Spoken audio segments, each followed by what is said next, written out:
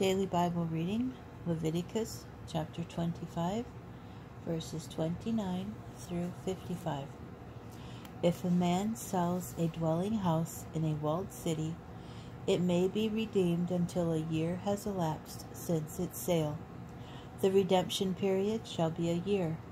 If it is not redeemed before a full year has elapsed, the house in the walled city shall pass to the purchaser beyond reclaim throughout the ages. It shall not be released in the Jubilee. But houses in villages that have no encircling walls shall be classed as open country. They may be redeemed, and they shall be released through the Jubilee. As for the cities of the Levites, the houses in the cities they hold, the Levites shall forever have the right of redemption.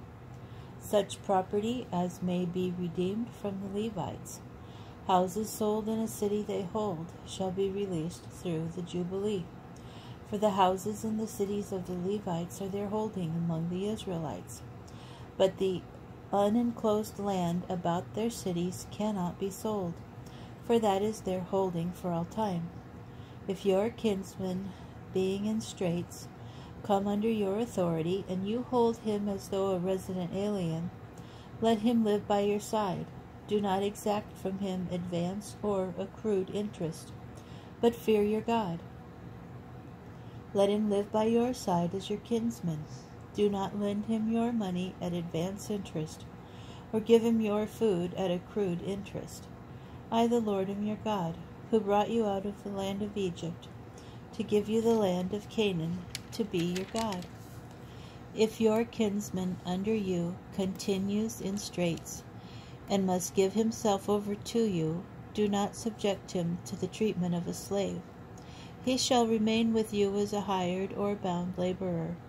He shall serve with you only until the Jubilee year. Then he and his children with him shall be free of your authority. He shall go back to his family and return to his ancestral holding. For they are my servants, whom I freed from the land of Egypt. They may not give themselves over into servitude. You shall not rule over him ruthlessly. You shall fear your God, such male and female slaves as you may have. It is from the nations round about you that you may acquire male and female slaves. You may also buy them from among the children of alien residents among you, or from their families that are among you, whom they begot in your land. These shall become your property. You may keep them as a possession for your children after you, for them to inherit as property for all time. Such you may treat as slaves. But as for your Israelite kinsmen, no one shall rule ruthlessly over the other. If a resident alien among you has prospered, and your kinsman, being in straits, comes under his authority, and gives himself over to the resident alien among you, or to an offshoot of an alien's family, he shall have the right of redemption even after he has given himself over.